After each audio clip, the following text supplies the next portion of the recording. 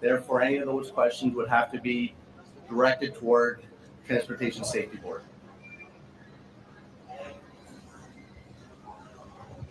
Hi there, Karen Lieberman with Global News. Besides the chief, I just wondered if any of the other first responders can speak to their own experiences and what you found and how you cared for some of these passengers. Sure. Thank you for the question. Mark Andrews, Deputy Chief with Peel Regional Police. I'd like to, before I answer the question, I'd like to say that our thoughts and prayers are with the 76 crew members and 4 passengers and their families that were impacted by yesterday's events, which fortunately had the best possible outcome for all of us. Our response as Peel Regional Police, we're the police jurisdiction. We have a really robust presence here at the airport. We actually have a fully functioning division with 100 officers and civilians located. We have a presence on the public side and the private side. So we were able to respond in a very timely fashion along with our first responder partners. The conditions were difficult, but I will say this, that we regularly practice with our partners in fire and EMS and the GTAA and Transport Safety Canada. So we were prepared for this event, as extreme as it was. And our men and women, not only in policing, but across all the first responder services, did a tremendous job. And in my mind, no doubt saved lives. So I'd like to acknowledge that. There was some impact, on the police of jurisdiction being ourselves, not only here at the airport, because as you can imagine, we don't have surge capacity to deal with something like this the way they do in the private industry. We had, at one point, we had 50 police officers responding to the circumstances here at the airport and the surrounding environment. What I'd like to do is thank our partners at the OPP, Commissioner Tom Creek and Chief Marion Demke, because they supported us through the aftermath of the incident. Officers to support both of our public. All in all, it was a great response by first responders, supporting GTAA and our TSB partners, but it's something that we practice and we're well prepared for should this happen again going forward. Mississauga Fire and Communications Services received the 911 call. It's called a crash alarm, so we get it directly from Pearson into our communications center. So we had a very quick response. We had 6 apparatus from Mississauga Fire respond. It was a combination of aerials, engines, and squads. In addition, we sent our command vehicle and also a tanker. We also had an acting platoon chief, a district chief, and myself that attended the scene. I took a position within their emergency operations center. Just to reiterate what Deputy just said, annually our firefighters at a location called Festi. It's a training facility. Our primary response is to assist with water supply, search and rescue, rehab, and medical support.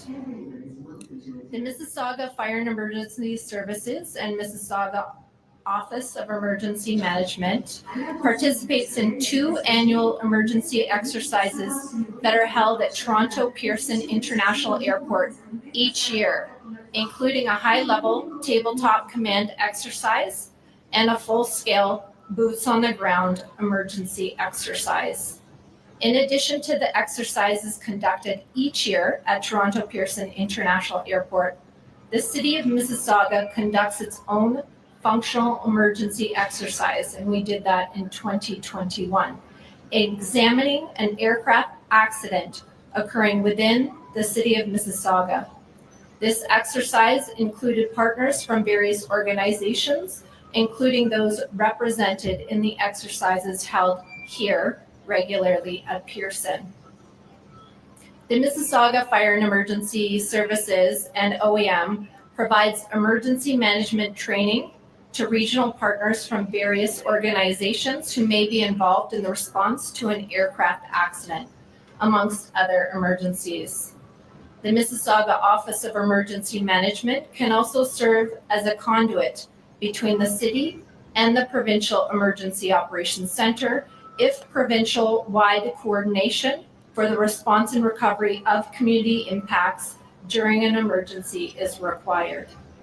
During an aircraft accident, the Mississauga Office of Emergency Management can assist in the coordination of providing municipal services if requested by our community partners who may be impacted in the event. This could include transportation like buses, facilities, or heavy equipment.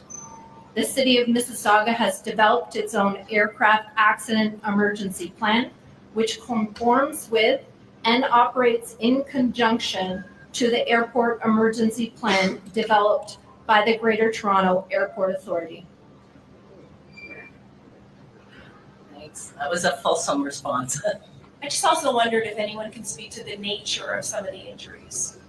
Do you want to speak to something?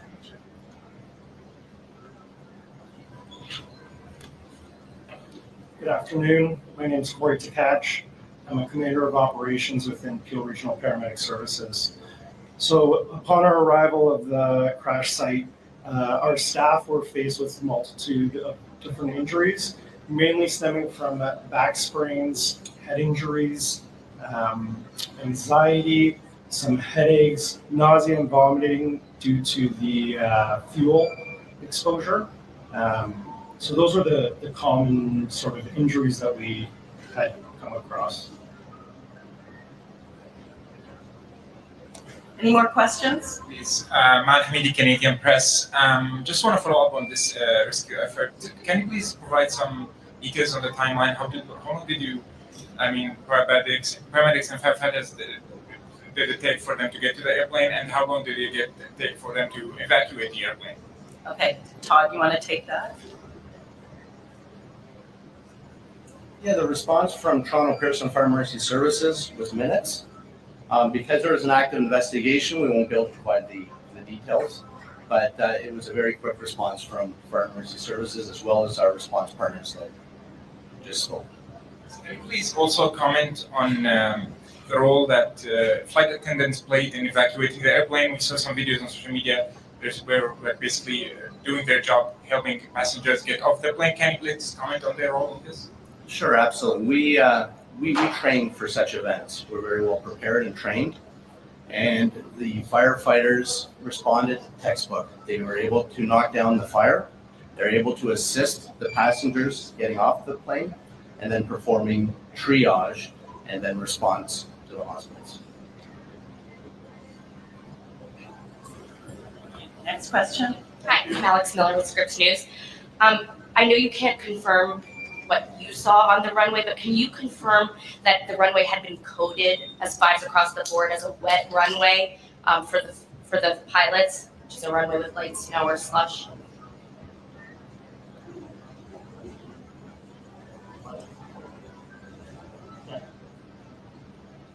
Yeah, like I mentioned earlier, because there's an active investigation, that will have to be directed towards the Transport Safety Board, please. Hi, Jessica Murphy, BBC News. I want to go back to something Mr. Andrews said. You talked about difficult conditions that rescuers face on the ground. I'm hoping you can go into a bit more detail. Sorry, with who said? Sorry. BBC. Oh, no, sorry. You. Peel Regional Police. Peel Regional Police.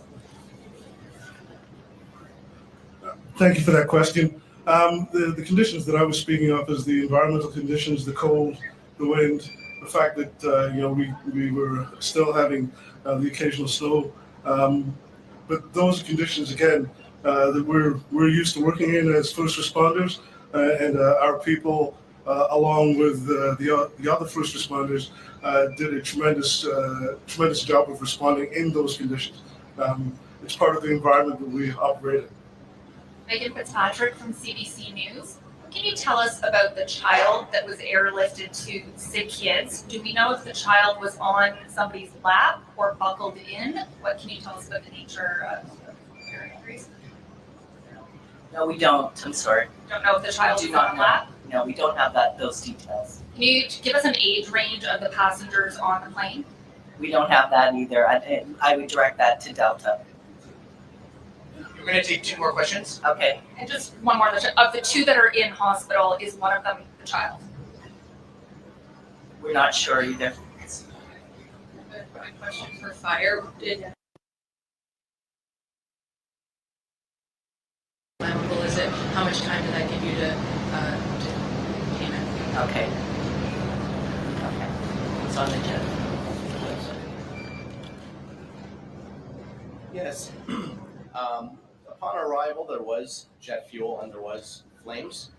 We do have specialized aircraft rescue firefighting equipment that carries water, foam, and dry chem, and that it is utilized to smother and cover up the jet fuel to provide mean-free egress for the passengers. So we do have the appropriate equipment and the appropriate training to mitigate that emergency. Okay, we'll take the last question. Just like a last question on the nature of the injuries, the people who were more seriously injured, those who were at one point in critical condition, what type of injuries were those? Are we talking about like broken bones, serious sprains? I think the paramedic did speak to that a bit, but he can come back and reiterate. So on the initial assessment in any mass casualty incident, we do a triage of patients. And yes, some patients were deemed to be critical at that time. And we make that assessment based on our initial contact, what the patient's complaining of, the fact that they were involved in a plane crash. And some of those determinations happen quite quickly in the short amount of time that we spend with that patient to ensure that they're receiving the quickest care possible. And there are times when further care occurs and those conditions get downgraded. So from critical to like serious and non-life threatening. There are times in scenarios like this where somebody may be complaining of like abdominal pain or a head injury, and we may err on the side of caution to deem them critical because we can't see inside their skull, we can't see inside their abdomen, but based on some of their vital signs and other determining factors, that's when sort of the decision to make them a critical patient would occur. So in terms of like the acuity of injuries, perhaps the most acute would be that like a back sprain or the head injury. Yeah, a head injury from an acuity state is obviously very dangerous. The issue is we obviously can't see inside the head at that time, right? So. Well, thank you all for coming today. We really appreciate it. I really thank all the responders as well for their time to come today and explain the situation on the ground.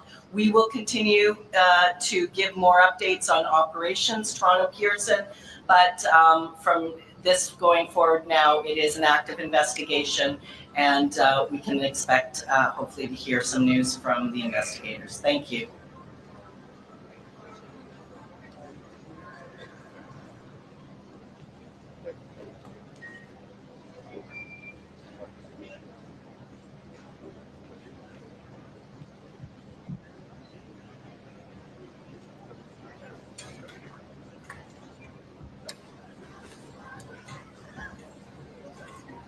What? That just took me through my whole shit.